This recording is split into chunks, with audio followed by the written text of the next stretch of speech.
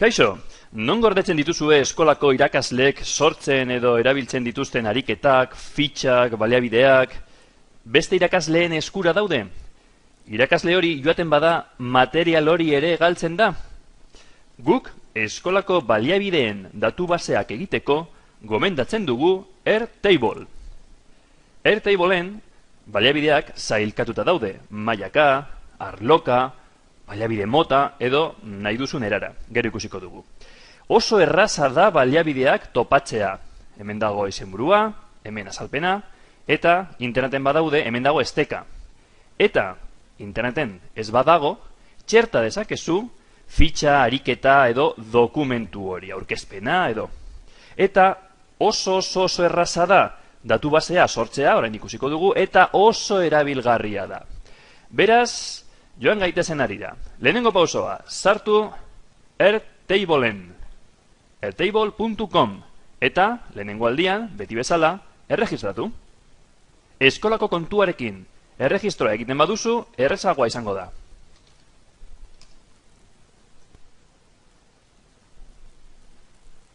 Datu baseak partekatzeko, Airtableek erabiliko ditu gure kontaktuak.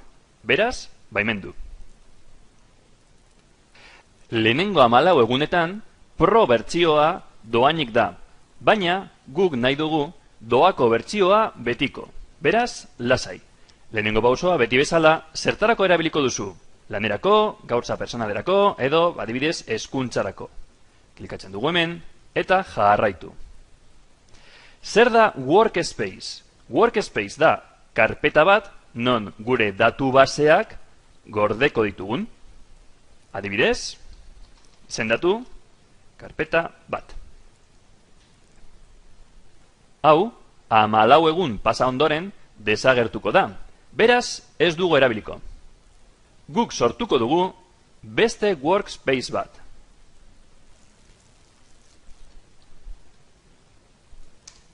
Eta datu basea sortuko dugu. Gogoratu, hau karpeta bat da, hemen sortuko ditugu datu base batzuk, baina hasteko sortuko dugu lehenengoa.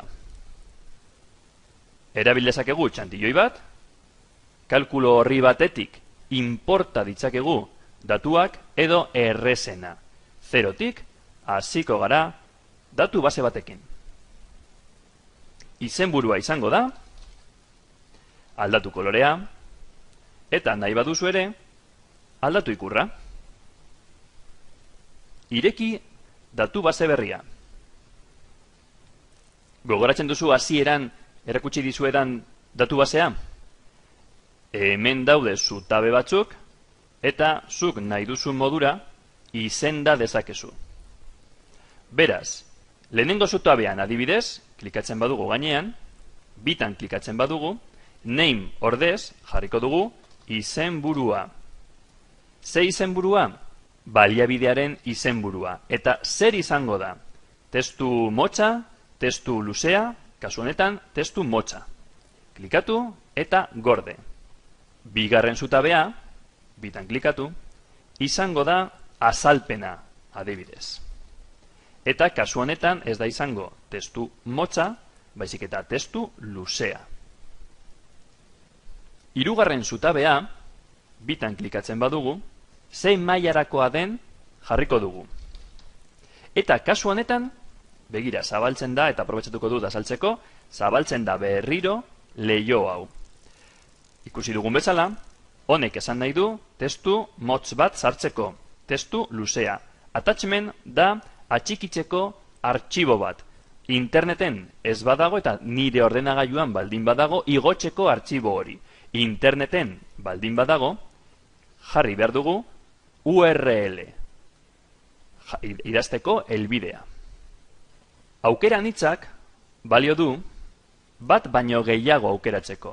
Aukera anitzak erabiliko ditugu eta aurrezkuntzarako, lehen hezkuntzarako lehenengo zikloa, LH, hirugarren zikloa.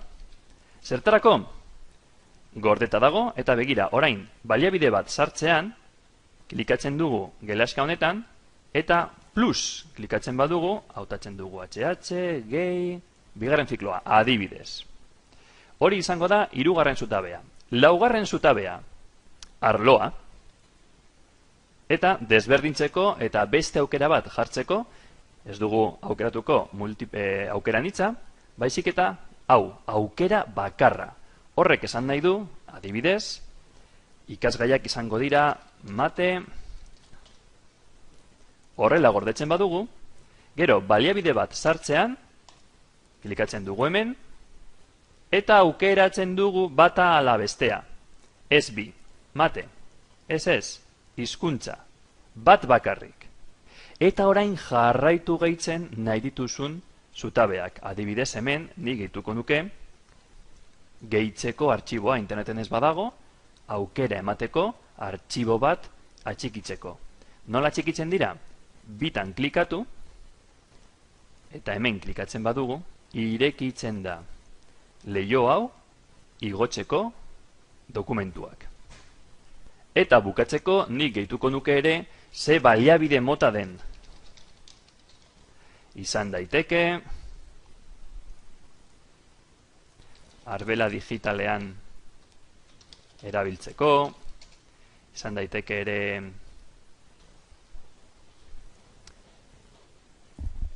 falta zaigu URL-a, ez baldin badago, nire ordenagailuan ez baldin bada artxiboa, URL bat da, ezta?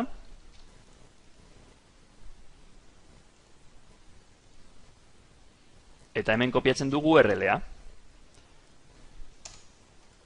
Eta baliabide mota, kasu honetan, ariketa bat da.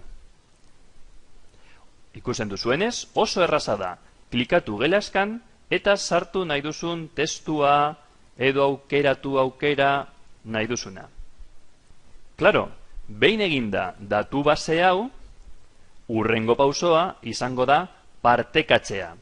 Partekatzeko datu base hau, hemen dago partekatzeko botoia. Hau garrantzitsua da. Hemen bi aukera ditugu. Lehenengoa da kolaboratzaileak gehitzeko. Nork edita dezake datu base hau? Bidali gonbidapena emailez, hemen idatzi behar duzu helbidea, eta zer rola hartuko duen, zer egin dezake. Creator, zutabeak gehitzeko eta ezabatzeko. Editor, barrukoa aldatzeko, baina zutabeak ukitu gabe. Commenter, iruzkinak egiteko, driven bezala, eta azkena bakarrik ikusteko. Bale, hori kolaboratzaileei emailez bidaltzen badiezu jakinarazpena. Baina, esteka baten bidez egiten baduzu, eskolako guztiei baimena ematea daukazu. Hemen dago eskolako domeinua.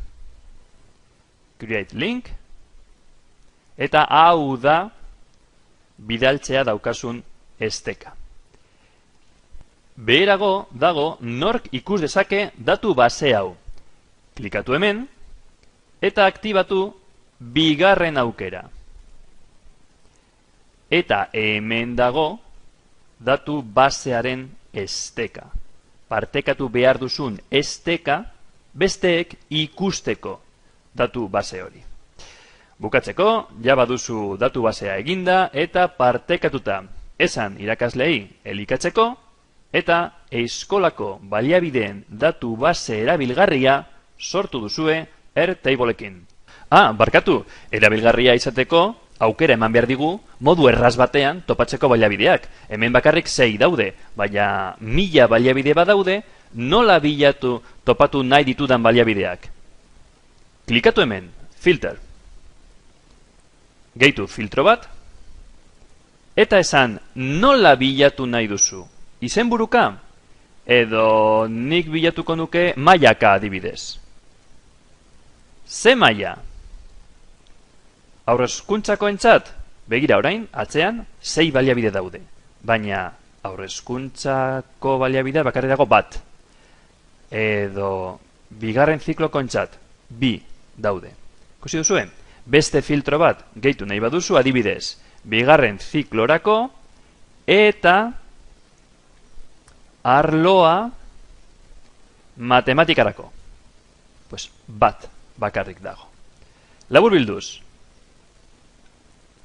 kendu filtroak, eta baliabideak topatzeko, klikatu filter, eta gehitu nahi dituzun bilaketa irizpideak. Orain bai, eskerrik asko, agur!